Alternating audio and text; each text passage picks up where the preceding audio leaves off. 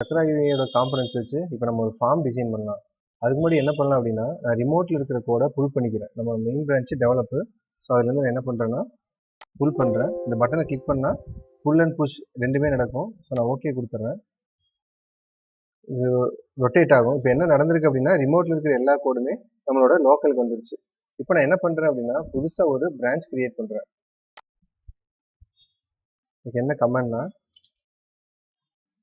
Kit checkout -b அதுக்கப்புறம் பிரான்ச்சோட name. நான் study form அப்படின்னு பிரான்ச் நேம் கொடுத்துட்றேன். என்ட்ரு கொடுத்தோன்னே என்ன ஆகும், இப்போது பிரான்ச்சு புது பிரான்ச் கிரியேட் ஆகிடுச்சு. இங்கே பார்த்தீங்கன்னா ஸ்டடி ஃபார்ம் மாறி இருக்கும் லெஃப்ட் பாட்டம் கார்னரில். இதுக்கு என்ன அர்த்தம் அப்படின்னா, இப்போது ரிமோட்லேருந்து நான் புல் பண்ண கோடு ப்ளஸ் இனிமேல் கிரியேட் பண்ணுற எல்லா கோடுமே இந்த ஸ்டடி ஃபார்ம் பிரான்ச்சில் தான் இருக்கும். ஓகே, நான் இப்போது ஸ்டடி ஃபார்ம் அந்த பேஜை ஓப்பன் பண்ணிக்கிறேன். இப்போ கரண்ட்டாக இந்த காம்பனண்ட் எதை ரிட்டர்ன் பண்ணுதுன்னா, ஸ்டடி ஃபார்ம் அப்படின்ற டெக்ஸ்ட்டை மட்டும் ரிட்டர்ன் பண்ணுது. ஸோ இதுதான் அதோட வியூ. ஸ்டடி ஃபார்ம் இது ரிட்டர்ன் பண்ணுது. இப்போ இதைத்தான் நம்ம சேஞ்ச் பண்ண போகிறோம். நான் ஃபஸ்ட்டு என்ன பண்ணுறேன் அப்படின்னா, இதை ரிமூவ் பண்ணிடுறேன். ரிமூவ் பண்ணிவிட்டு ரிட்டர்ன் எழுதுகிறேன். எப்பயுமே ஒரு காம்பனண்ட் என்ன பண்ணாது அப்படின்னா, மல்டிபிள் எலமெண்ட்ஸை ரிட்டர்ன் பண்ணாது.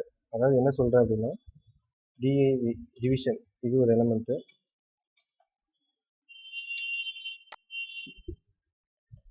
இப்படி ரெண்டு எலமெண்ட்டை ரிட்டர்ன் பண்ணாது.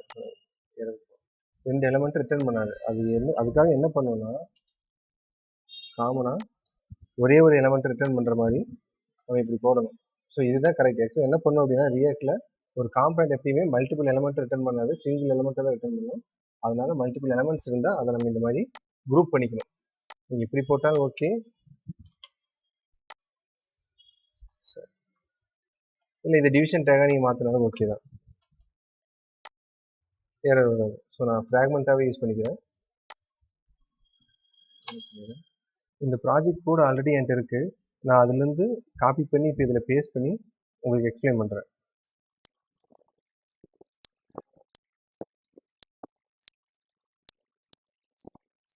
இந்த கோடை எக்ஸ்பிளைன் பண்ணுறதுக்கு முன்னாடி நம்ம இந்த எரரை பற்றி பார்ப்போம். இது இங்கே என்ன சொல்லுது அப்படின்னா, arrow back icon add icon, அதாவது இந்த ஏரோ பேக் ஐக்கான் இந்த ஆட் ஐக்கான் இது ரெண்டையும் டிஃபைன் பண்ணதுன்னு சொல்லுது. இது ரெண்டும் எதுலேருந்து லோட் ஆகும்னா, சக்ரா யூஐ ஐகான்ஸ்லேருந்து லோட் ஆகும். அந்த பேக்கேஜை நம்ம இன்னும் இன்ஸ்டால் பண்ணல. ஃபஸ்ட்டு அந்த பேக்கேஜை நம்ம இன்ஸ்டால் பண்ணிடலாம்.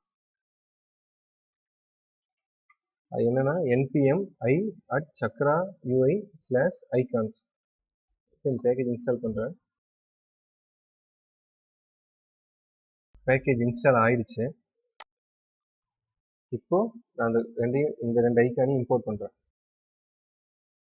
சேவ் பண்ணிட்டேன். இப்போது இந்த எரர் உள்ள ப்ராஜெக்ட் என்ன ஆகுது, இப்போ இதோட வியூ எப்படி இருக்குன்னு பார்த்துருவோம். ஓகே, இப்போ நான் இந்த வியூவை எக்ஸ்பிளைன் பண்ணுறேன். இதில் பார்த்தீங்க அப்படின்னா, இந்த லிங்க் அப்படின்றது ரியாக்ட் ரவுட்டர் டாம் அதோட காம்பனண்ட். இந்த லிங்க் அது போக arrow back icon add icon இது ரெண்டும் சக்ரா யூஐயோட காம்பனண்ட்ஸ். மீதி இருக்கிற இந்த பாக்ஸு ஃப்ளெக்ஸு ஹெட்டிங்கு இது எல்லாமே பார்த்தீங்கன்னா சக்ரா யூஐயோட காம்பனண்ட்ஸ். இது எல்லாமே சக்ரா யூஐயோட ஸ்டைல் ப்ராப்பர்ட்டிஸ். இந்த ப்ராப்ஸை தான் என்ன பண்ணியிருக்கேன் அப்படின்னா, நான் பாக்ஸ் அப்படின்ற காம்பனண்ட்டுக்கு பாஸ் பண்ணியிருக்கேன். இதெல்லாம் எந்த மாதிரி அப்படின்னா, நம்ம நார்மலாக HTMLக்கு CSS ஸ்டைல்ஸ் அப்ளை பண்ணுறோம் இல்லையா, சேம் அதே ஒர்க்கை தான் இது சக்ராவில் பண்ணுது. இதை பற்றி கொஞ்சம் டீப்பாக தெரிஞ்சுக்கணும் அப்படின்னா, சக்ரா யூஐயோட ஸ்டைல் ப்ராப்ஸ் அந்த பேஜுக்கு போய் பார்க்கலாம்.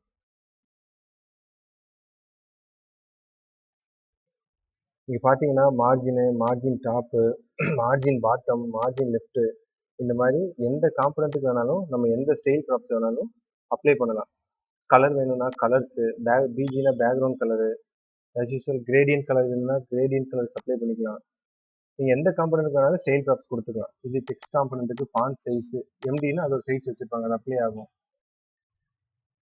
ஸோ இதெல்லாம் டிஸ்பிளே ஃப்ளெக்ஸ்னா டிஸ்பிளே ஃப்ளெக்ஸ் அப்படின்னு கொடுத்தா இந்த பாக்ஸ் காம்பனண்ட் என்னவா மாறிடும்னா இதோட டிஸ்பிளே ப்ராப்பர்ட்டி ஃப்ளெக்ஸாக மாறிடும்.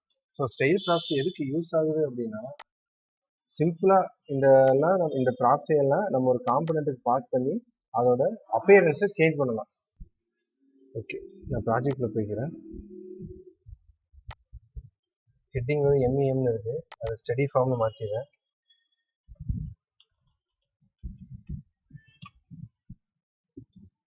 இதில் என்ன பண்ணியிருக்கு அப்படின்னா, பாக்ஸ் அப்படின்னு சொல்லிட்டு ஒரு பேரண்ட் காம்பனண்ட் இருக்குது. அதோட சைல்டு காம்பனண்ட்டை என்ன பண்ணியிருக்கேன், இந்த ஃப்ளெக்ஸ் காம்பனண்ட்டை கிரியேட் பண்ணியிருக்கேன். அதுக்கு அலைன் ஐட்டம் சென்டர் கேப் 2 அப்படின்னு சொல்லிட்டு வந்து ஸ்டைல் ப்ராப்ஸை பாஸ் பண்ணியிருக்கேன். இதை நான் ரிமூவ் பண்ணிவிட்டு சேவ் பண்ணேன் அப்படின்னா, இது ரெண்டும் பார்த்தீங்கன்னா இந்த ஏரோ மேலே போயிடுச்சு இல்லையா? ஸோ அதுக்காக தான் இந்த அலைன் ஐட்டம் சென்டர் கொடுத்தேன் அப்படின்னா இது ரெண்டும் சென்டர் அலைன் ஆகும். அது போக கேப் எதுக்குன்னா, ஏரோக்கும் ஸ்டடிக்கும் நடுவில் இருக்க கேப். ஸோ சின்ன கேப் ஜென்ரேட் ஆயிருக்கு அதுக்காக. அதுக்கப்புறம் என்ன பண்ணியிருக்கேன்னா, லிங்க் அப்படின்ற காம்பனண்ட்குள்ளே ஏரோ பேக் ஐக்கான், இந்த ஐக்கானை கிளிக் பண்ணால் பேக் வர்றதுக்காக இன்னும் அதுக்கு 2 லிங்க் செட் பண்ணலை. அதுக்கு அடுத்தது ஹெட்டிங்கு. அதுக்கப்புறம் பார்த்தீங்கன்னா ஸ்பேசர், இது இன்னொரு காம்பனண்ட். இது எதுக்கு யூஸ் ஆகும்னா, ஜஸ்டிஃபை கண்டென்ட் ஸ்பேஸ் பெட்வீன் அப்படின்னு சொல்லிட்டு ஒரு சிஎஸ்எஸ் இருக்கு இல்லையா, அந்த மாதிரி ரியாக்ட் ஆகும். இதை நான் கட் பண்ணிவிட்டு சேவ் பண்ணுறேன். என்ன ஆகுன்னு பாருங்கள். அது என்னன்னா, ஃபார்மும் பட்டனும் ஒன்னோட ஒன்று அடுத்தடுத்து வந்துடுது. ஸோ நான் ஸ்பேஸர் கொடுத்தேன் அப்படின்னா ரெண்டு கடையில் ஸ்பேஸ் கிரியேட் ஆகிடும். ஸோ ரெண்டும் லெஃப்ட் ஹேண்டு ரைட் ஹேண்டு ரெண்டுக்கும் சேஞ்ச் ஆகிடும். அடுத்து இன்னொரு லிங்க்கு. இந்த லிங்க் என்ன எப்படி டிசைன் பண்ணியிருக்கேன்னா, இதுக்குள்ளே ஒரு பட்டனுக்குள்ளே இந்த ப்ளஸ் சிம்பிள், அதுக்காக இந்த ஆட் ஐக்கான் கொடுத்துருக்கேன். அதுக்கு பார்த்தீங்கன்னா வித்து, ஹைட்டு, பேடிங் ரைட்டு, இந்த ப்ராப்பர்ட்டி ஸ்டைல் ப்ராப்ஸு, அது போக ஏர் டிஸ்டிங் ஸ்ட்ரிங்கு. இந்த பட்டனை லிங்க் அப்படின்னு டேக்கில் கொடுத்துருக்கு. இப்போ என்ன ஆகும்னா, இந்த பட்டனை கிளிக் பண்ணால் இது வேற ஒரு பேஜுக்கு ரீரைட் ஆகணும். பட் நான் இங்கே டூவில் வந்து எந்த ரூட்டும் கொடுக்காததுனால இப்போதைக்கு அதில் எதுவும் ரியாக்ட் ஆகாது. நான் கோட்குள்ளே போய்க்கிறேன். என்ன பண்ண போகிறேன்னா, பாக்ஸுக்கு அப்புறம் ஒரு ஃபார்ம் எலமெண்ட் கிரியேட் பண்ண போகிறேன். இது நார்மலாக HTML ஃபார்ம் எலமெண்ட் தான். இதுக்குள்ள சக்ராயோட ஃபார்ம் கண்ட்ரோல்ஸை பேஸ்ட் பண்ண போகிறேன். ஓகே, இப்போ நான் பேஸ்ட் பண்ணுறேன். இப்போ இதில் என்ன எரர் காட்டுதுன்னா, இதில் இந்த stack, form control, form label, input இதெல்லாம் நம்ம என்ன பண்ணணும்னா இம்போர்ட் பண்ணணும். அதை இம்போர்ட் பண்ணலை அப்படின்னு சொல்லிட்டு எரர் காட்டுது. நான் அதையும் இம்போர்ட் பண்ணிக்கிறேன். இப்போ இந்த எரரும் இல்லை. வியூவில் பார்த்தீங்கன்னா நேம் அப்படின்னு சொல்லிட்டு ஒரு லேபிள், ஒரு இன்புட் பாக்ஸு கிரியேட் ஆகிருக்கு. இதில் ஸ்டாக் அப்படின்ற காம்பனண்ட் எதுக்கு யூஸ் ஆகும் அப்படின்னா, மல்டிபிள் காம்பனண்ட்டை குரூப் பண்ணி அதுக்கு ஸ்பேசிங் ப்ரொவைட் பண்ணிக்கலாம். அதுக்காக தான் இந்த ஸ்டாக் அப்படின்ற காம்பனண்ட். இதில் ஃபார்ம் கண்ட்ரோலு, இது ரேப்பர் காம்பனண்ட்டு, இது போக ஃபார்ம் லேபிள், இது இன்புட். இது ரெண்டுமே normal HTML label input component மாதிரி தான். இந்த ஃபார்ம் எரர் மெசேஜ் இது எதுக்காக யூஸ் ஆகுது அப்படின்னா, எப்போ அதாவது இந்த இன்புட்டில் வேலிடேஷன் நடக்கும்போது இந்த இன்புட் வேல்யூ எரர் அப்படின்னு வந்தால் அந்த எரர் மெசேஜை ஷோ பண்ணுறதுக்காக. அது எப்படின்னா, ஃபார்ம் கண்ட்ரோலருக்கு இஸ் இன்வேலிட் அப்படின்னு சொல்லிட்டு ஒரு ப்ராப்ஸ் இருக்குது. எப்பெல்லாம் இதுக்கு வேல்யூ ட்ரூ அப்படின்னு பாஸ் ஆகுதோ அப்பெல்லாம் இந்த ஃபார்ம் எரர் மெசேஜ் இந்த காம்பனண்ட்குள்ளே இருக்கிற மெசேஜ் ஷோ ஆகும். இதை நான் சேவ் பண்ணிடுறேன். இப்போ நான் ப்ரௌசருக்கு போனேன் அப்படின்னா இப்போ நம்மளோட இன்புட் இந்த மாதிரி மாறிடும். அதாவது எரர் மெசேஜ் ஷோ ஆகும். இந்த இன்புட்டோட பார்டர் வந்து ரெட் கலருக்கு மாறிடும். நாம் ரியல் டைமில் ஒர்க் பண்ணும்போது ஒரு ஃபார்மை வேலிடேட் பண்ணி எரர் மெசேஜை ஷோ பண்ணுறதுக்காக தான் இந்த ஃபார்ம் எரர் மெசேஜ். ஸோ இங்கே என்ன நடந்திருக்கும் அப்படின்னா, இஸ் இன்வேலிட் ட்ரூ அப்படின்னு இந்த ப்ராப்பர்ட்டிக்கு பாஸ் பண்ணுச்சு அப்படின்னா அது ஆட்டோமேட்டிக்காக என்ன பண்ணியிருக்கணும்னா, இந்த இன்புட்டோட பார்டரை நார்மல் கிரேலேருந்து ரெட்டுக்கு மாற்றிருக்கும். இந்த எரர் மெசேஜ் இதோட சிஎஸ்எஸ் ப்ராப்பர்ட்டியை இன்விசிபிள் இருந்து விசிபிளாக மாற்றிருக்கும். ரைட், இப்போ நான் வந்து இந்த இஸ் இன்வேலிடேட்டை தூக்கிடுறேன். ப்ரௌசர் போகிறேன். ஓகே, இப்போ எல்லாமே நார்மல் ஆகிடுச்சு. இதையும் வந்து கிட்டில் புஷ் பண்ணிடலாம். நான் பிரான்ச் நேம் ஸ்டடி ஃபார்ம்னு போட்டிருந்தேன். இந்த வீடியோலேயே ஃபார்ம் முடிச்சலான்னு பார்த்தேன். பட் ஆனால் முடியல. அதனால் என்ன பண்ணுறேன் அப்படின்னா, நான் பிரான்ச் நேமை ஸ்டடி ஃபார்ம் பார்ட் 1ன்னு மாற்றுறேன். அதுக்கு என்ன கமாண்ட் அப்படின்னா, git branch -m study form part 1 நான் என்டர் பண்ணேன் அப்படின்னா இப்போ இந்த ஸ்டடி ஃபார்ம் அப்படின்றது ஸ்டடி ஃபார்ம் பார்ட் 1ன்னு மாறிடும். இப்போ மாறிடுச்சு. இப்போ நான் என்ன பண்ண போகிறேன் அப்படின்னா, இதில் என்னென்ன ஃபைல்ஸ் எல்லாம் சேஞ்ச் ஆகிருக்கோ இதெல்லாமே ஸ்டேஜ் பண்ண போகிறேன். அதுக்கு என்ன கமெண்ட்னா, git add டாட் ஸ்டேஜ் ஆயிடுச்சு. இதை கமிட் பண்ணிடலாம். git commit மெசேஜோட. ஸோ மெசேஜ் என்ன அப்படின்னா, ஸ்டடி ஃபார்ம் part 1 completed. இப்போ இந்த பிரான்ச்சை பப்ளிஷ் பண்ணணும். ஸோ நான் இங்கே பப்ளிஷ் பிரான்ச் இதை கிளிக் பண்ணுறேன்.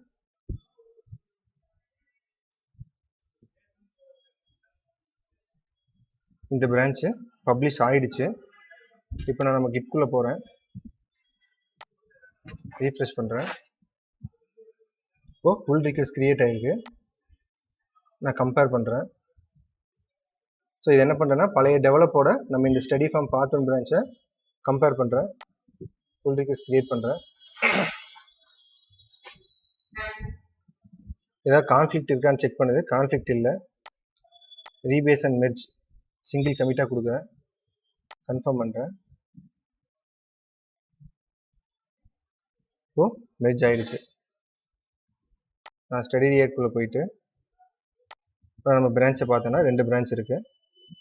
இப்போ நான் நம்ம கோட்குள்ளே வந்துட்டு மறுபடியும் இது எதுக்கு மாற்றுறேன்னா, டெவலப் பிரான்ச்சுக்கு மாற்றி புல் பண்ணிக்கிறேன்.